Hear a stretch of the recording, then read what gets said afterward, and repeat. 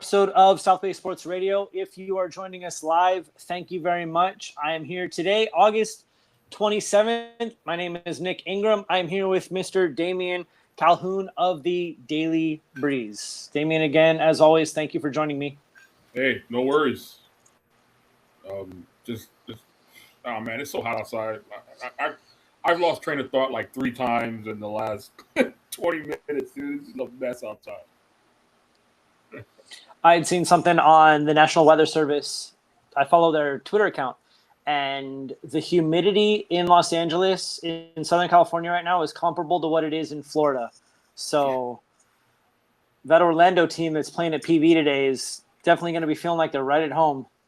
Exactly. I was at a game last night in Carson, soccer game at 8 o'clock. It was so bad. It was awful. I was like, man, this is terrible. But hopefully next week. And there's no air conditioning in that. Yeah, there's air conditioning in the media room. The press box is outdoors, but the media room is where the air is. So hopefully next week we get some cool weather. Agreed. Yeah, once my birthday hits on Tuesday, hopefully the weather starts to go this way, because you're going to be bringing your sweatshirt to this week's game anyway, knowing you. No. They're all back away right now. Before we get started, coaches, if you're interested in joining us, please reach out. We'd love to have you on, talk about last week's game, preview this week's game. We've got some big games to get to this week, and we've got some recaps to hit on. Also, I don't know if anybody saw, but last week I was on with Jalen Flowers after his game against Sarah. So moving forward, coaches, submit who you'd like me to talk to. And while I'd love to talk to everybody, please understand that I'm one guy, Damian's one guy, and I can only do this, out of the goodness of my heart. And most times, we got to make things work. Damian, last week you were at the Palos Verdes Sarah game. Palos Verdes comes in at the top spot in your rankings this week, behind the all-around game of Jalen Flowers, 187 all-purpose yards, 2 touchdowns, 1 on the kick return, and 1 receiving. 16 tackles, Weston Reese with a team-leading 22 tackles, and that fire-breathing dragon, Nico Dragon, with a game-winning field goal. PV takes care of business. You were on the sideline. Of course, we're going to touch on PV first, but special teams were a thorn in their side last year, and I touched on this a lot throughout the season, a lot throughout our podcast. But what did you see from PV this year that was missing in last year's opener? And no, I'm not talking about stopping Kyrie Wilder. Yeah.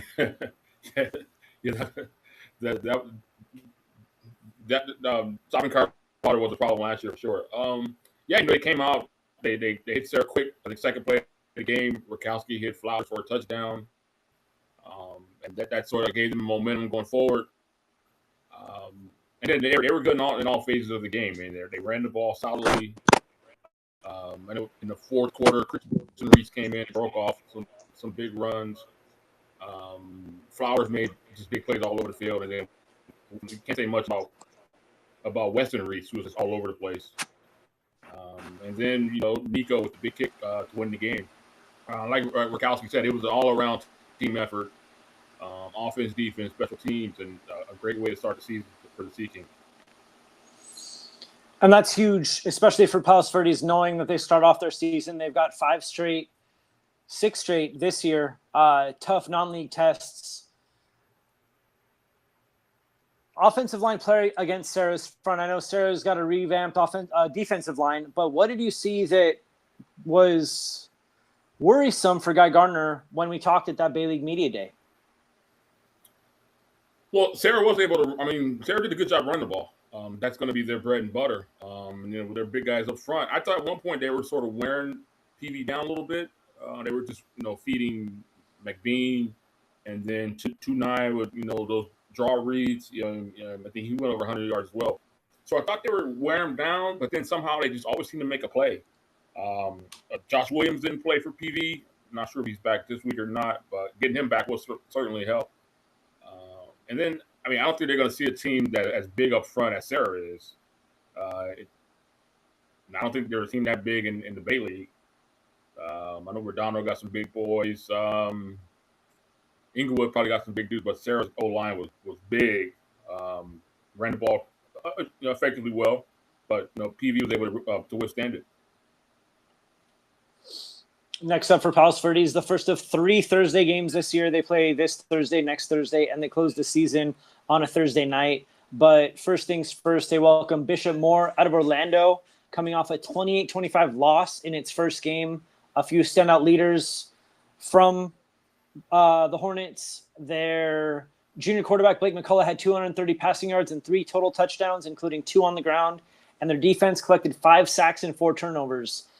I know that this is going to be a big game for Palos Verdes. They're not overlooking it. And I'm excited to see how they play against Carson, but that's next week. We're going to move to number 2, Sarah, who dropped from number 1 to number 2. I think this is the first time in a very long time that you've had a team. Well, I think losing her last year was the number 1 team, but for Sarah to be out of that top spot, this had to be a lot. AJ McBean had 111 yards on the ground and 52 receiving, as well as 2 touchdowns. Malik Tanai had 148 passing yards, 117 on the ground. Pole Mawala had 7 tackles. Quentin Washington came up with an interception. But seeing McBean in this offense, what did you see that stood out to you? And touch on that offensive line even more. Yeah, I think one thing Altenberg said that I think they're going to need to throw the ball a little bit more. I mean, Tunai was still, 13 of 20, maybe 13 of 22. But I think when it comes down to it, they're going to lean their O-line and lean on either, feeding the ball to AJ or getting Tunai in one of those, read option plays, whatever. I think they're going to be okay. They did everything they probably wanted to do. I mean, they only allowed 2 touchdowns. They sort of, Rakowski was 8 for 10, I think. So they limited the big. He still hit big plays, but they sort of limited those. They ran the ball well. They had a lot. I don't know time of possession.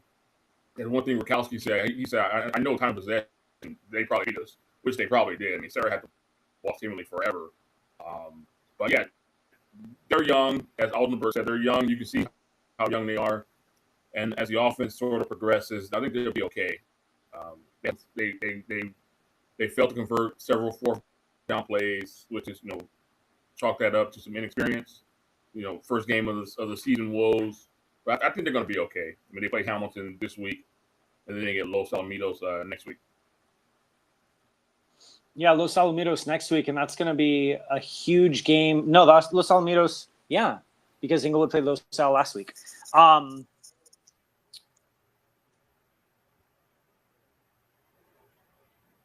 Like I said, you've covered Sarah a lot. Was this another game of Sarah's offense unable to move the ball, or was PV's defense that good? No, I think Sarah did what they wanted to do, moving the ball. They were able to, they were able to move the ball at, the way they wanted, but they sort of lacked the big play ability. Most of the drives, and when the drive they used to score, to tie the score, it might have been I got to go count. I have my notes. It might have been a double-digit play drive. It was a little, it took them a while to get there. Let's put it that way. If they can develop that big play ability, either that's from the passing game or somewhere in the running game, they'll be okay. But, you chalk it up to PV's defense was solid. Sarah's offense, while young, showed signs and also showed where they have room to grow. And it's early in the season. They're entering week 1, officially week 1. Like we said, they've got Hamilton and sophomore quarterback Thaddeus Bro. Hamilton lost its playoff game last year in a thriller to Gardena. So this will be their first game. Tracy McDonald will be on that one. Be sure to follow him for updates tomorrow night. Tracy is at the Palos Verdes Bishop Moore game today. That starts in just under 2 hours. Palos Verdes home opener, their first game at home since losing to Oxnard Pacifica. Carson, number 3, goes down to San Diego and hands Lincoln a 35-31 loss. Chris Fields III had a huge game. Did we really expect anything less? He had 4 total touchdowns, 280 yards, including 109 on the ground. Eric Myers added 127 on the ground in his score. Kingston Sula had 10 tackles to lead the defense. I reached out to Coach William Lowe. He said his biggest takeaway was the Colts' physicality. That was something that we touched on in the Marine League Media Day a couple weeks ago. And he even challenged his team to be more physical. He's, consistent conversations with him where we have to be more physical, especially at the point of attack. He said we're a year older and stronger, and it was a very physical game against a great team. I'm really proud of our kids. How big of a win was this for Carson, knowing how tough the early portion of their schedule is? Yeah, you got. I mean, you always want to start the season off with a win. I mean, going down, you never really know how a team will travel. If they can avoid mistakes, avoid penalties, avoid everything that goes with the first game jitters, and they come back with a win. That's a great way to start for Carson. They get Dorsey this week. As long as they're not looking ahead to next week, I think they'll be okay against the Don. Yeah, that game next week is Palos Verdes Thursday night at Carson, Gene Volnogel Stadium. I always get that one wrong. Like I said, Thursday night, because they don't play Fridays and it's Rosh Hashanah. They don't play on Rosh Hashanah. Rosh Hashanah is Friday. Next up for Carson, first is Dorsey, who is coming off a 72-0 drubbing of Dimely. And in Coach Lowe's words, he said, we need to show up and play well. That game is at the Obama Sports Complex, Jackie Robinson Stadium, Friday night, 7 o'clock. Before we move on, Damien, are you hearing me okay? Yeah, you're a little pixelated, but so am I on my end. You're pixelated is fine. I'm getting a lot of static feedback. Yeah. Is that better? There you are. Yeah, I think I'm gone. Yes. I think I'm free now. All right. Beautiful. All right. Number 4, Inglewood is coming off a 20-7 victory over Los Alamitos. Samaji Welch had 87 yards in the score.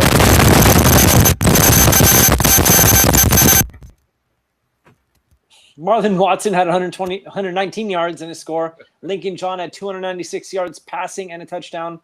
Brendan Crawford had 105 yards and a touchdown. Miles Smith led the defense with 9 tackles, and sophomore Darian Long had 3 sacks.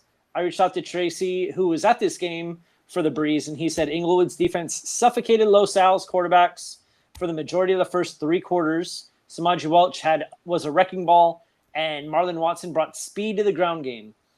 Elijah Harmon, who we talked about with at the Bay League Media Day, is projected to make his return in week 4 after another surgery. They passed their first test. Their second test we talked about. It's Texas against California.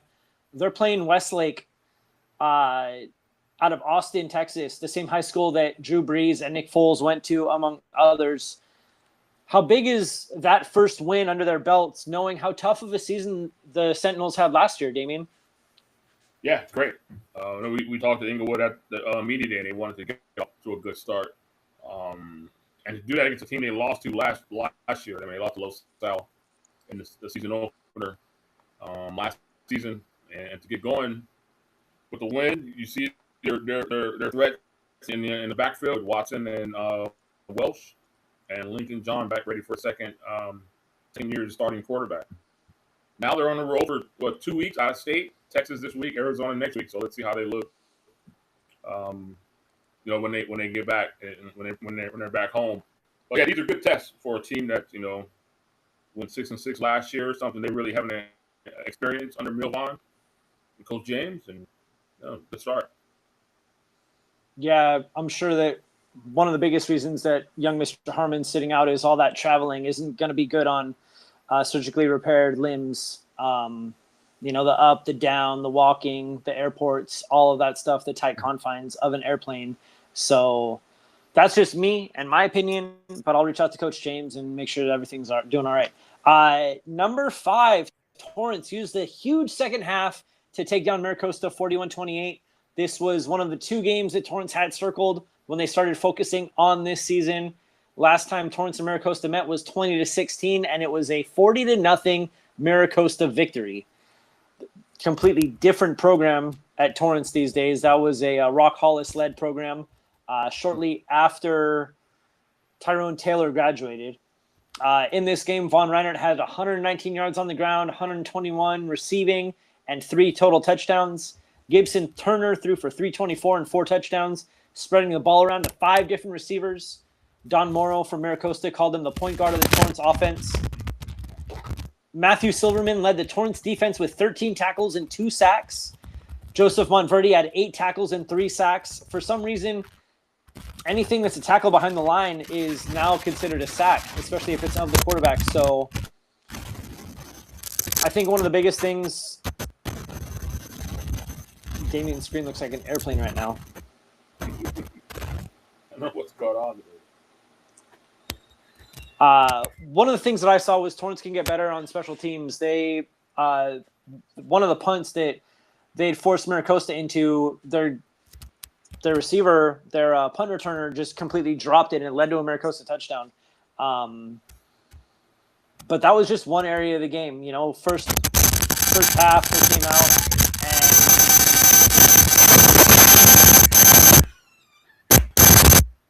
now I'm trouble. I apologize to anybody that's joining us live for these technical difficulties. I don't know where to go. It's too hot to be working. That's the problem. Yeah, I can only imagine. Is that better? Yes. All right. All right, man.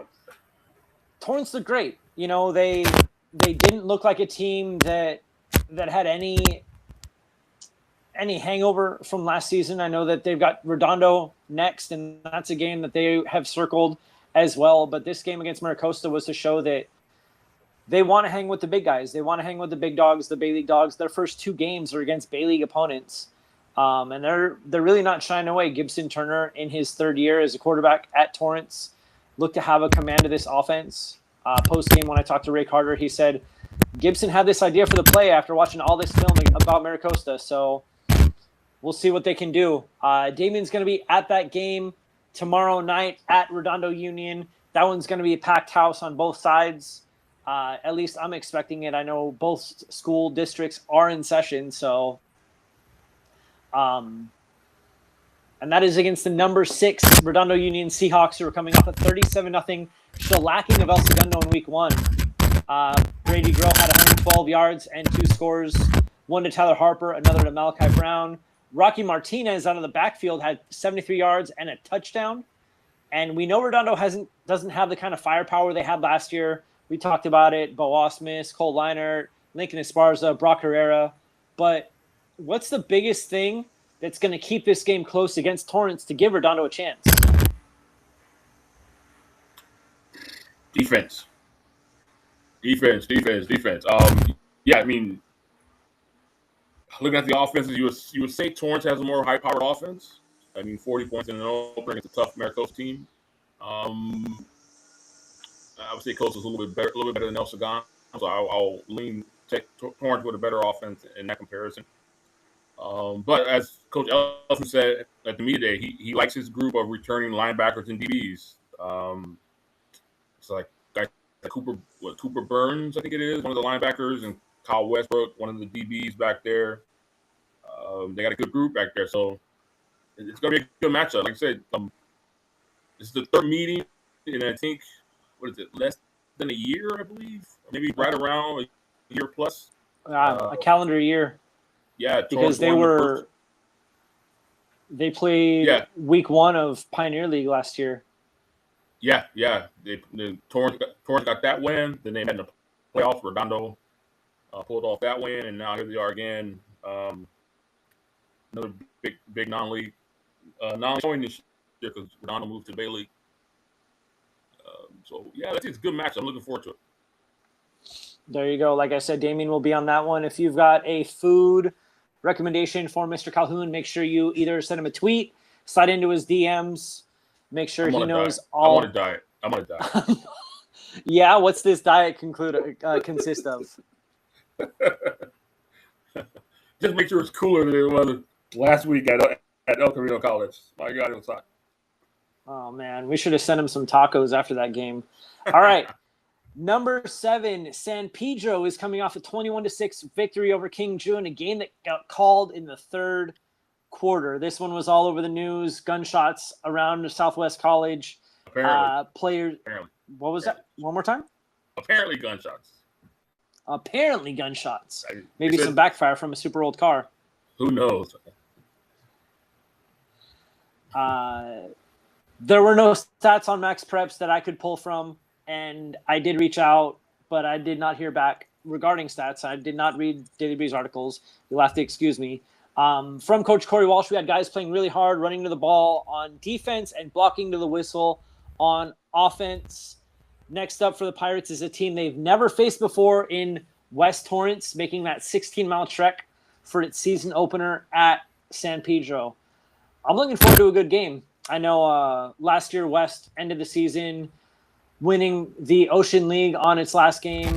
They've got some good players returning this year. I think that this may be a game that San Pedro, if they can win the trenches early and often, it could turn out to be one of those games. But I think West might have the athleticism to keep this game close.